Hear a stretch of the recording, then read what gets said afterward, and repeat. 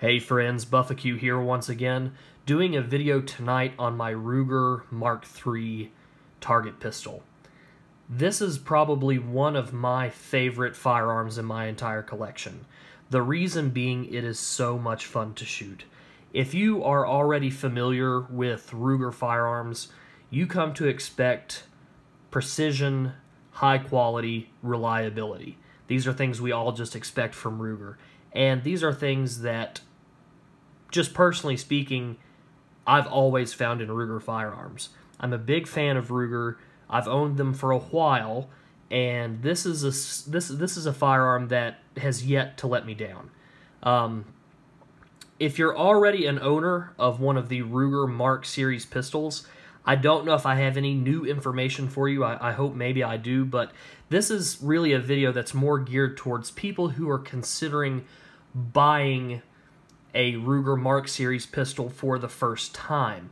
I know that at one point, I was looking into buying my first Ruger 22 pistol. Well, 22 pistol in general, hadn't even decided on a Ruger.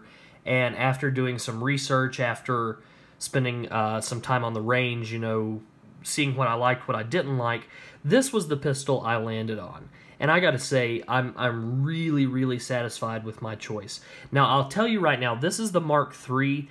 I chose this pistol right about the same time that the Mark IV was coming out. Okay, so I got a pretty good price for this one. As you can see, I'll get it a little closer here. This is the Mark III target version.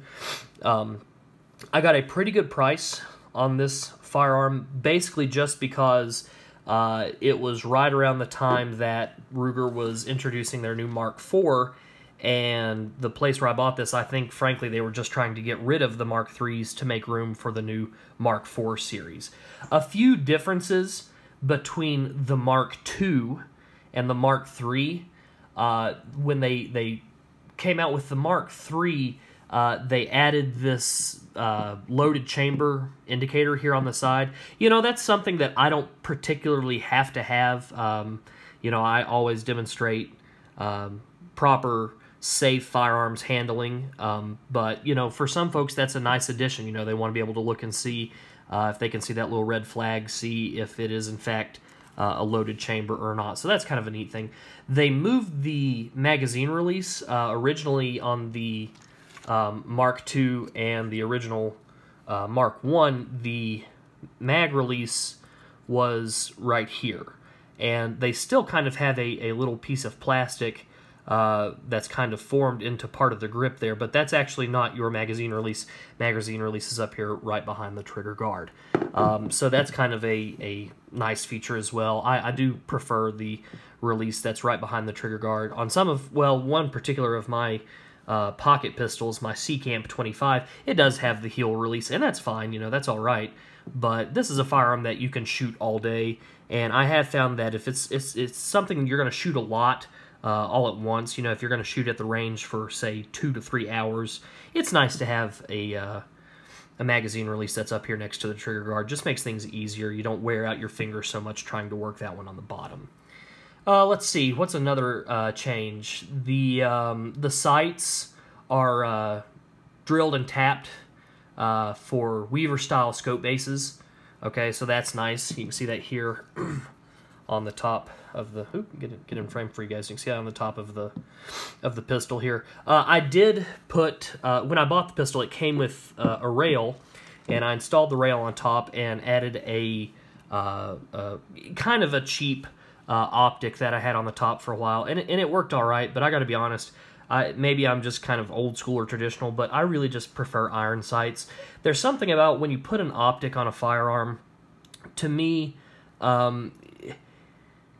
you're taking a chance on messing it up. I know that sounds kind of like duh, but what I mean is if you have an optic on a firearm, say you bump the firearm on a door frame, or you accidentally, as you're putting it down on the table, you drop it onto the table instead of putting it down gently.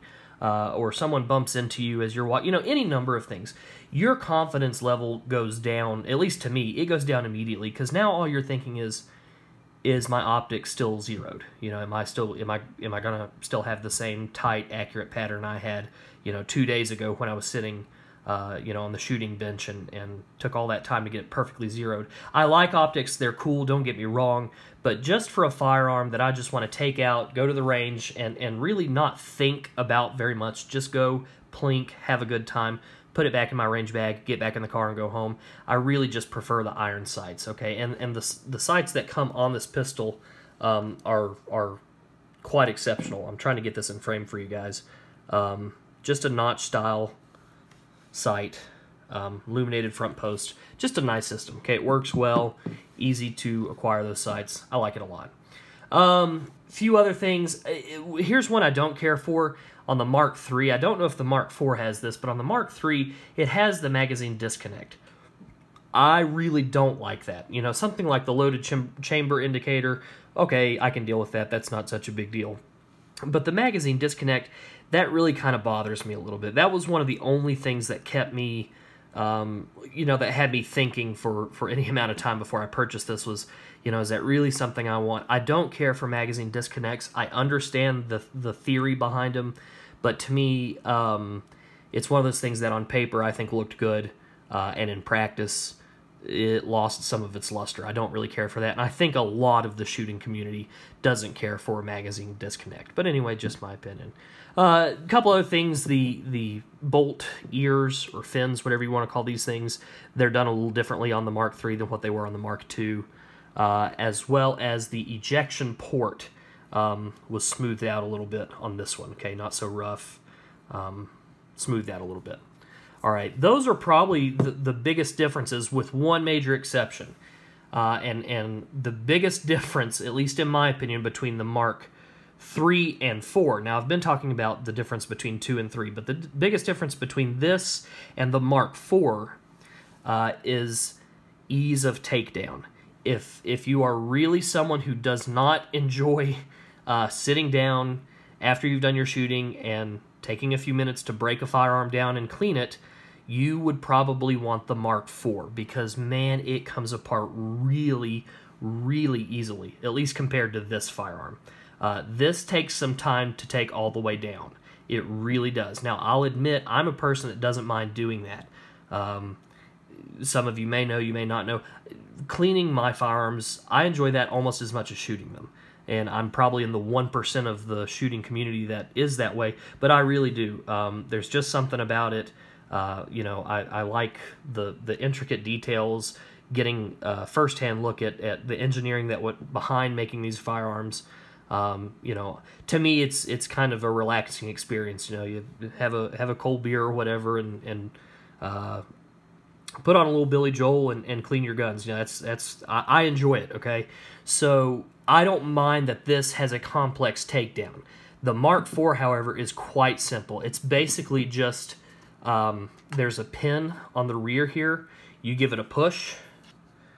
You give this a push, and basically this whole top of the slide folds forward. There's a pivot right here. I believe it's about right here, and your entire barrel, the whole chamber up here, this whole thing just pivots forward, and then you can access this whole area where the bolt is, okay, from underneath, and it really looks quite simple. Some of you guys who have Mark IVs, feel free to chime in if there's a step I'm forgetting about, but from what I've seen just from other guys reviewing them on YouTube, looks to be quite simple. So if you don't like the breakdown process of this one, that may be a game changer for you right there. But if you don't care, if you're like me, maybe you even enjoy it, this is an excellent, excellent firearm, guys. I'll give you just a couple of specs, but really this is all pretty, it's easily accessible information, all right? As far as the weight, it's pretty heavy, okay? For a 22, some people may think it's really heavy, but that's really what makes shooting these so much fun. Because they have some weight to them, they have some substance to them, there's zero recoil, folks. I mean, none. It's really a lot of fun to shoot. And this is a great firearm to train folks on. If you have someone, a friend or family member who, you know, they've decided they want to get into the shooting sport community, this is a great firearm to introduce them with. Basically just because it has a nice full-size grip, so they're going to be able to get their entire hand around it. They'll feel they've got a good purchase on the firearm. You know, this, like I said, does have the loaded chamber indicator. Okay, so that's something else that can help make them feel safe and secure, just because a lot of new shooters really get hung up on having a safety, and you know, if they're not yet trained, a lot of them it's just the simple thing of, is it ready to shoot? You know, is it ready to shoot? Is it gonna shoot? And with a firearm like this, you know, you take them through all the steps, show them how to load the magazine. Maybe if they're a new shooter, just load one round at a time. That's totally up to you. But load the magazine goes into the firearm, you know,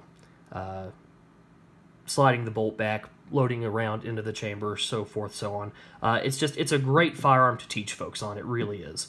And I will say again, the safety on this, I do like quite a bit, because it's very positive. When you engage the safety, it's got a nice kind of a loud pop, kind of a click, and you know for sure that, you know, okay, the safety is now engaged, or likewise, safety is disengaged. All right. So let me see here if there's anything else that's worth mentioning to you guys. This model comes with the bull barrel. Okay, something else I really like. This was the same firearm that I and my wife both used when we took our handgun carry permit test. Okay, this is what the range we used was located at a college campus, down in a shooting range at this college campus, and so of course the instructor of the course said, you know, well, we're on a school campus, so we'd really rather not have anyone coming to the class with their own firearms. Just bring these few items, driver's license, check, whatnot, and we'll have the firearms and ammunition for you guys. And this is what they used for the entire class. It was Ruger Mark IIIs. Didn't have the bull barrel, had the standard barrel on it, but after that class, this firearm just always stuck in my mind, because all of those people out there shooting all day, you know, some were novices, some were amateurs, and some out there, you know, have been shooting for many years, like myself, and certainly knew their way around a firearm and just decided, you know, it's time to get my permit. And even with all three of those types of shooters out there on that line, no one's firearm malfunctioned. And this is 22 we're talking about. You know, this is a 10-round magazine, comes with a couple of 10-round magazines. All right, this is 22 LR. Okay, this is probably the most notorious cartridge to have issues with. That's one of the bigger problems why it's not more popular as a self-defense round. Yes, it's the absolute bottom of the scale in terms of effectiveness, but my bigger concern for personal defense is not the fact that it's you know, a 22 and, well, what does that look like ballistically speaking? My bigger concern is it going to work? You know, is it going to fire? Is it going to eject properly? 22s are notorious for that. But the entire day I took my license, my test for my license, this is what everyone was using, and there were no issues. Virtually none. None that I saw. No one had any kind of issue where, you know, had to call over the instructor and have, you know, them help them clear a stoppage or anything like that. They worked great. And I just remember from that experience, I thought that was that felt like a quality, well-built firearm, and it was just a lot of fun to shoot. And so that's essentially why I went out and bought this firearm. It's great for plinking. It's great for anything. You know, if you had to, folks, if it's this or nothing, having this in the house, even for self-defense, is better than nothing. You know my belief, I think basically anything is better than nothing. I think most of us think that. But anyway, just a quick view, guys, at my Ruger Mark III. I said more about it than I'd planned on. Let me know what you think, guys. I think this is an excellent choice for a great plinking pistol. You can't go wrong with any of the Ruger Mark series. I went with the Mark III just because I got a good deal on it. If you've got one of the older ones, or say if you've got the new Mark IV, let me know what you think about it. Good, bad, and the ugly. Just feel free to drop me a message and let me know what you think of your firearm. Anyway, hope you enjoyed it, guys. Hope to get out more videos soon. I'll see you next time.